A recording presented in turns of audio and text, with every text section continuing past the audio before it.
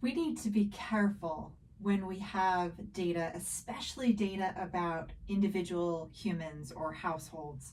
We need to be careful to really respect that data as the private information that it is. So we're going to talk about de-identifying data and protecting data for just a second.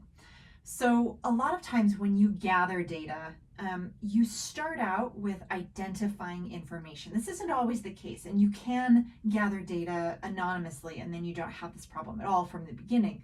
But a lot of times when you gather data, whether it's from administrative files that you have sort of exported so that you can analyze them, or whether you've gone out and gathered data like with surveys or interviews, you're going to have both personal information about them and also identifying information about them.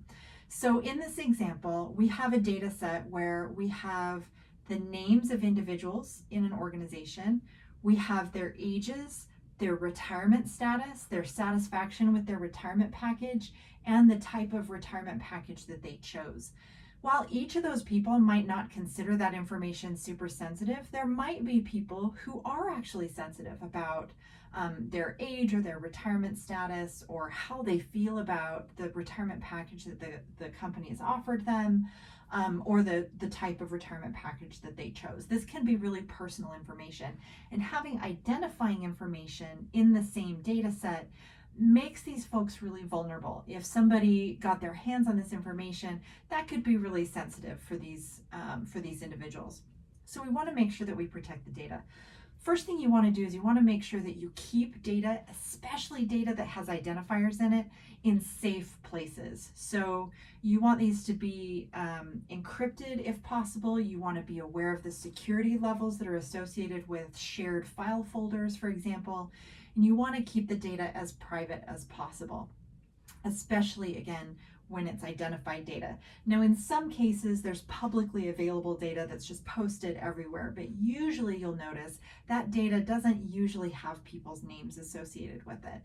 So the appropriate practice when you're working with data is that you want to pull the identifying information out of this data set. And so one of the key pieces of this is assigning a research ID number. So this is going to be a number that you assign. You don't want to use pre-existing ID numbers. In most cases, those are also identifying information. So for example, a student ID, an employee ID, a social security number, all of those things are identifiers. A phone number, an address, any of that stuff can be used to identify an individual person. So you want an ID number that's unique to your research study that nobody else knows the meaning of. And that way you can protect people's privacy. So here we've assigned a research ID to each of our 10 subjects, and we would save this data set either as a whole this way, or we would save it out as two different files. Saving this as a whole file has like all the information in one place and is actually a little bit vulnerable. So you can do that where you've got the name and the ID and you've got all of the data, but that's a more vulnerable way to do it. So while you can do that, I actually recommend against it. What I would do instead is create a file that has all of this information in it. And you might save it to begin with just to make sure you don't make any mistakes, then you'll delete it later. But then you're going to save out two different versions of the file. One version of the file will contain only the name and ID number. So this is going to be your research key. You're going to keep this file in a separate place away from the rest of the data, not even in the same file folder, so that you can go back and identify the data and match it back up if you need to. And sometimes that's necessary for research purposes to go back and figure out who said what so you can fill in missing data or answer questions that you have about it or follow up with them about specific things. But you want that nowhere near the data. So you would save a file that has just these two columns, the identifying information, in this case their name, and their ID number. Now you might have other identifying information that you would want to pull out as well. So phone numbers, addresses, social security numbers.